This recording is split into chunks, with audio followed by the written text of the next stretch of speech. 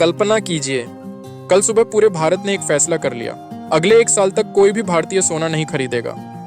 न कोई नई चेन, न कंगन, न सिक्के, न ही शादी के लिए नया सोना। सुनने में अजीब लगता है ना? लेकिन अगर ऐसा सचमुच हो जाए तो क्या होगा? पहले महीने में ही विदेशों से आने वाले सोने की मांग अचानक घट जाएगी। इसका मतलब होगा कि भारत का हजारों करोड़ रुपए विदेश जाने से बच जाएगा। अब आप सोच रहे होंगे कि इससे क्या फर्क पड़ता है? फर्क पड़ता है, और बहुत बड़ा पड़ता है।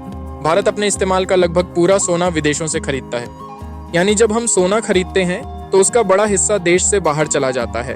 अब सोचिए, एक तरफ भारत पेट्रोल और डीजल के लिए भी विदेशों को भारी रकम देता है, और दूसरी तरफ सोने के लिए भी। यानी घर का खर्च भी चलाना है और बचत भी करनी है। अगर सोने पर खर्च थोड़ा कम हो जाए तो देश के पास ज्यादा पैसा बच सकता है।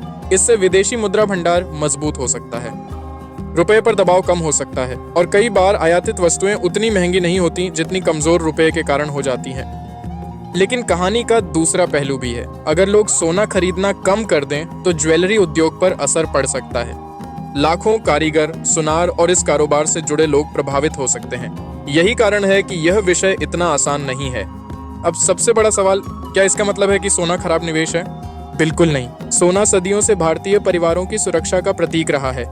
मुश्किल समय में सोना काम आता है, और यही वजह है कि लोग आज भी उस पर भरोसा करते हैं। तो फिर प्रधानमंत्री की अपील का मतलब क्या है?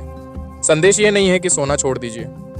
संदेश यह है कि ऐसे समय में जब दुनिया आर्थिक और भू राजनीतिक चुनौतियों का सामना कर रही है, भारत को अपने संसाधनों और विदेशी मुद्रा का समझदारी से उपयोग करना चाहिए।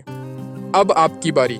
अगर आपके पास अतिरिक्त 1 लाख हो तो क्या आप उसे सोने में लगाएंगे या किसी ऐसे निवेश में जो आपकी संपत्ति के साथ साथ देश की अर्थव्यवस्था को भी मजबूत करे?